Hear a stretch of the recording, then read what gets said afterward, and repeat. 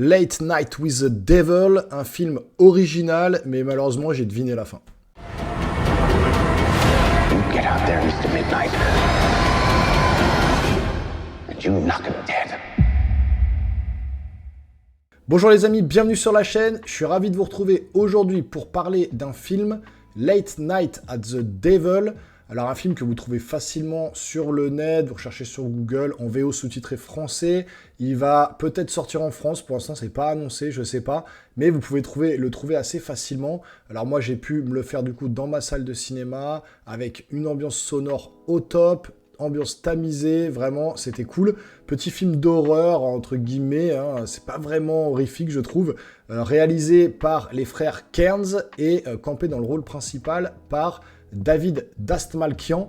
Alors, ça va parler de quoi? Alors, on se trouve dans les années 70. Pour le coup, c'est ultra bien retranscrit. On a vraiment cette image déjà qui est en 4 tiers. Donc, c'est pas filmé en 16/9. On se retrouve vraiment en 4 tiers avec des couleurs qui sont vraiment un peu ternes de l'époque. Voilà, les costumes, les décors. Tout est fait pour vous plonger dans les années 70. Ça marche vraiment plutôt bien, c'est bien réalisé. À ce niveau-là, il y a un réel travail sur tout ce qui est aspect années 70. Donc c'est super bien fait. Alors David Dastmalchian qui va jouer le rôle de Jack Delroy, alors qui est un peu le Jimmy Fallon de l'époque. Les late shows là aux États-Unis où à partir de 22h30, 23h, ils invitent plein de gens sur le plateau pour se mettre en contradiction et puis faire le buzz, faire le show et puis avoir une audimat de malade. Et Jack Delroy, c'est le Jimmy Fallon de l'époque. Il commence à percer. Il commence à faire ses late night comme ça. Il est toujours éternel second. Malheureusement, il n'arrive pas à percer, à être le premier sur l'audimat. En fait, il y a toujours quelqu'un au-dessus de lui. Et donc, on est dans les années 70. Il va profiter de la soirée d'Halloween pour en fait inviter sur son plateau plein de personnes qui sont un peu dans le mysticisme, dans le spiritisme, dans l'occulte, dans tout ça. Il va faire venir des gens, dont un qui est un peu un mesmer de l'époque, qui ne croit à rien et qui peut, de ce qu'il dit, démontrer que chaque chose qu'on va voir donc, pendant cette émission, est complètement fausse et va pouvoir le démontrer. Alors, jusqu'au moment où, à la fin, il va inviter une jeune femme qui est dans la parapsychologie, je crois, un truc comme ça, et qui a avec elle une jeune fille qui est soi-disant possédée par le démon, et elle va démontrer en direct à la télévision que elle va faire venir ce démon, elle va faire un peu un exorcisme en direct à la télé, et donc il va se passer ce qui va se passer. Voilà, je vous en dis pas plus pour pas vous spoiler. Maintenant, ce qui est bien fait dans cette série, c'est que voilà, on est sur l'émission. Alors le film débute, on a une voix off, voilà, qui va commencer pendant peut-être 3, 4, 5 minutes, expliquer l'évolution de ce Jack Delroy dans l'émission, comment il en est venu à faire ce genre d'émission, sa vie privée, son ascension dans cette émission, etc. Donc on va vraiment vous parler avec une voix off, un petit peu comme dans les années 70, comme ça, sur le personnage principal du film. Et puis ensuite le film va démarrer, comme ça, on va être vraiment spectateur, on est comme si on était assis dans le public et qu'on est en train de regarder l'émission avec des coupures pub, à chaque fois, à chaque coupure pub, hop, là on revient sur une image en noir et blanc pour vraiment distinguer le côté émission de télé qu'on est en train de voir en direct et les coulisses de l'émission où on va les voir discuter dans les coulisses, manger un coup, boire un coup, etc.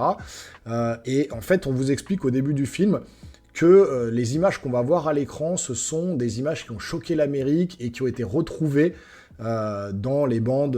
Les bandes ont été retrouvées et ont été mises à l'écran pour nous montrer ça, nous, spectateurs.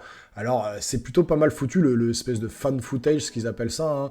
On retrouve des anciennes bandes, des anciens films de l'époque, et on les balance à la télé pour vous montrer ce qui était choquant et ce qui a marqué un petit peu à cette époque. Et donc là, c'est un peu l'idée, hein, on est un peu sur du fan footage comme ça, où on va suivre vraiment en tant que spectateur cette émission de télé pendant 1h30, le film dure 1h30, et où il va se passer mille et une choses. Alors, le début du film est un petit peu long à se mettre en place, on est un peu captivé parce que au niveau justement ambiance, au niveau réalisation, c'est ultra soigné. Donc on est vraiment plongé dans cet univers un peu de late night show, machin, où voilà, on va se demander un peu ce qui va se passer. Est-ce que vraiment il y a une possession? Est-ce que vraiment il y a un démon? Est-ce que c'est complètement cousu de fil blanc? Est-ce que c'est faux, etc. Voilà, on se pose les mêmes questions que si on était dans le public, en fait, lors de l'émission.